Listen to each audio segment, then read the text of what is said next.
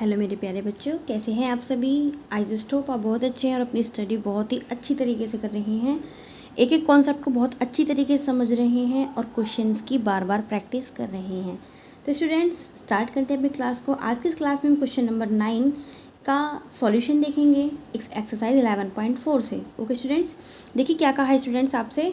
27 solid iron spheres, ठीक है 27, ठीक है, आयरन के सॉलिड स्फेयर्स हैं जिनमें से सभी की, ठीक है, प्रत्येक की, यानी कि सभी का शेप और साइज़ बिल्कुल सेम है और प्रत्येक की जो रेडियस है वो आर है और सरफेस एरिया ये एस है, ठीक है।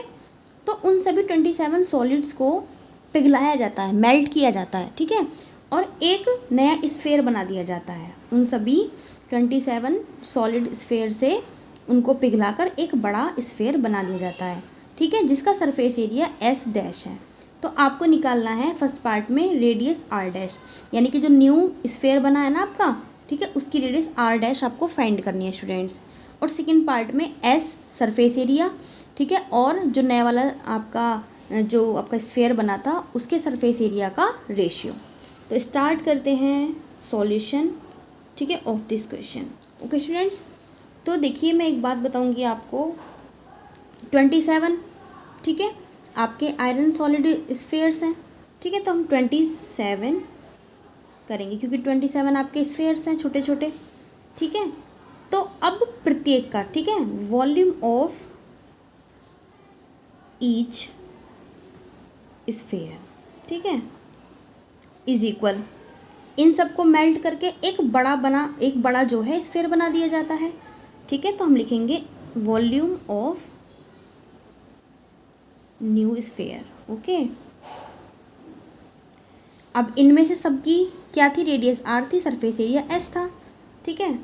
तो ये वाला जो स्टूडेंट आपका कॉन्सेप्ट है इसको ध्यान रखिएगा हमेशा, ठीक है। जैसे मतलब कुछ शेप्स को पिघला के कुछ नया बना दिया जाता है, ठीक है, तो जिनसे बनाया गया है उनका वॉल्यूम, ठीक है, इज इक्वल होगा, ठीक है, जिनसे पिघलाकर कोई नई शेप बनाई गई है, ठीक है।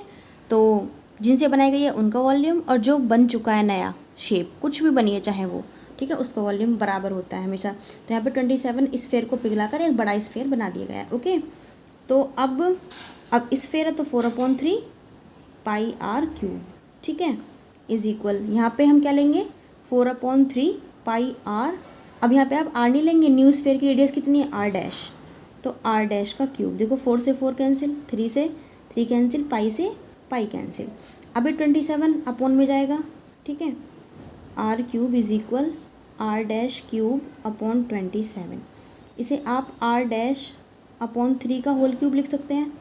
क्यों लिख सकते हैं, क्योंकि 27 क्या है आपका 3 का ही तो क्यूब है स्टूडेंट्स, ठीक है। अब ये क्यूब इधर जाके क्यूब रूट में चेंज हो जाएगा, आर इज इक्वल, बट हमको तो निकालनी थी वैल्यू किसकी, आर डैश की, ठीक है। तो वापस आप इसको भेजिए इधर, तो यहाँ पे आप लिख देंगे इसे 3r का whole cube is equal R dash cube, ठीक है।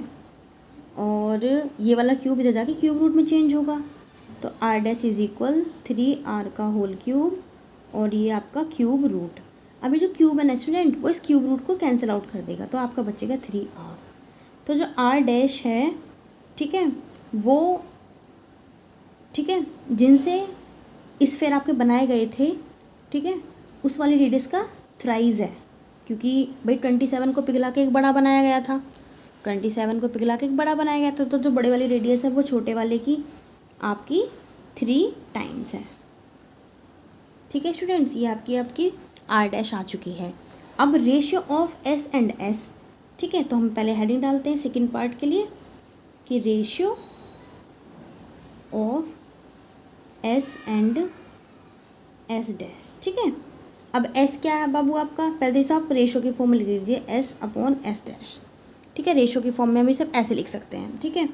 अब एस कितना होगा आपका स्फेयर के लिए 4 pi r square upon s dash कितना होगा आपका 4 pi r dash square, pi से पाई कैंसिल, 4 से 4 कैंसिल, ठीक है।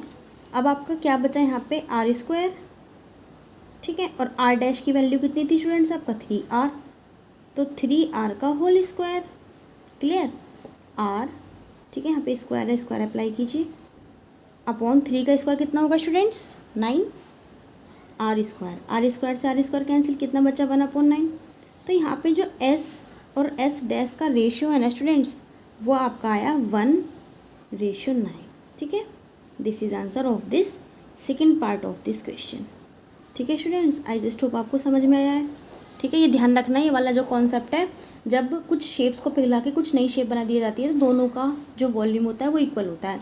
जिनको पिघलाया गया उनका वॉल्यूम और जिनसे मतलब बना नया, जो बना नया, उसका वॉल्यूम इक्वल होता है। ठीक है, ये वाला आपका, ठीक है, इसको ध्यान रखिएगा अच्छे से। ओके, तो बार बार प्रैक्टिस कीजिएगा and best of luck for study. Thanks for watching this class.